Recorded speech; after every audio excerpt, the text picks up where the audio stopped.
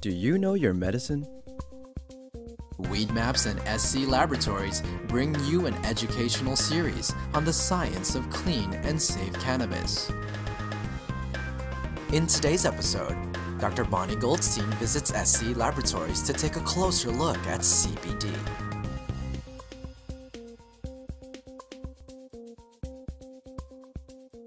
Hey Josh, how you doing?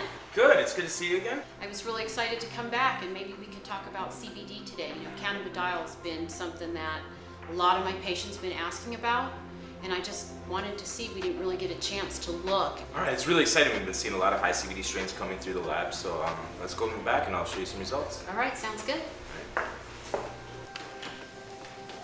So Bonnie, I'm really glad you stopped by. I've got some interesting things to show you. We've had a lot of high CBD samples coming through the lab. Oh great, I can't wait to see it. So here's an example of the majority of plants we see. It equals out to 16.2% total THC and 0.9% total CBD, and that's representative of a good 99% of plants we see coming through the doors. Maybe 0.5% CBD up to 1.5% CBD. So in comparison, take a look at a high CBD strain.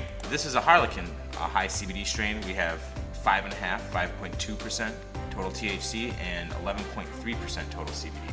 These used to be very rare. We're starting to see them a lot more now. So why is it that the THC is so low? All right, well, before testing, breeders would breed selectively just for THC content. We don't usually see 15% THC and 15% CBD. The plant still seems to only be able to make so much resin. Well, and I know from scientific studies that I've looked at that CBD is not psychoactive.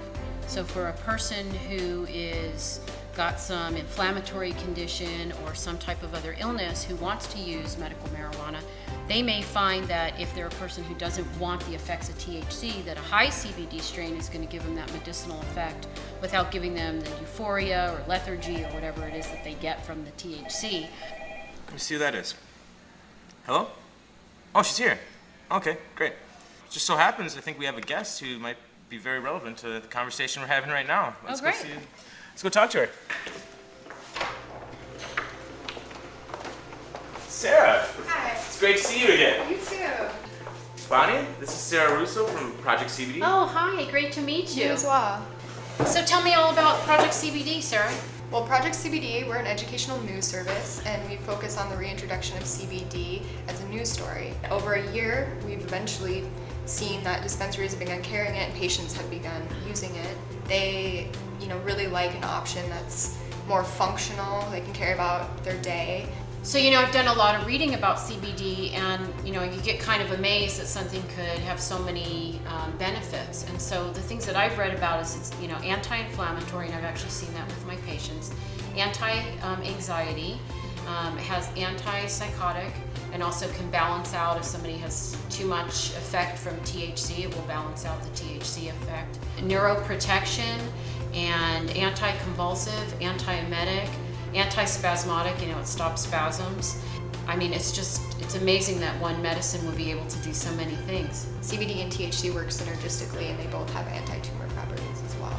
Yeah, and I believe there's a study coming out shortly where they've been looking at veterans who've been suffering with PTSD using medical cannabis, so that'd be great results to check out.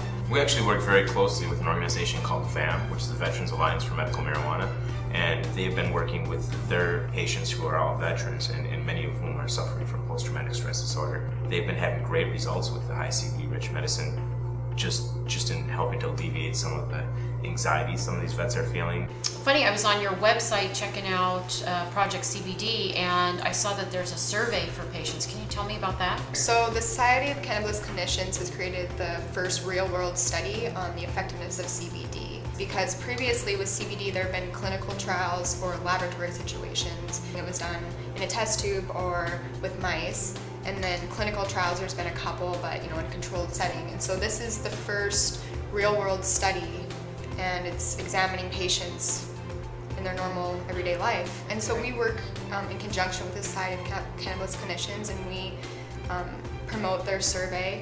And also we encourage patients, anybody who is interested in CBD, to contribute news and information to us. If you're a grower, we want to hear about it. What are you growing? If you have a new strain that's just been tested at the lab, we want to hear about that too.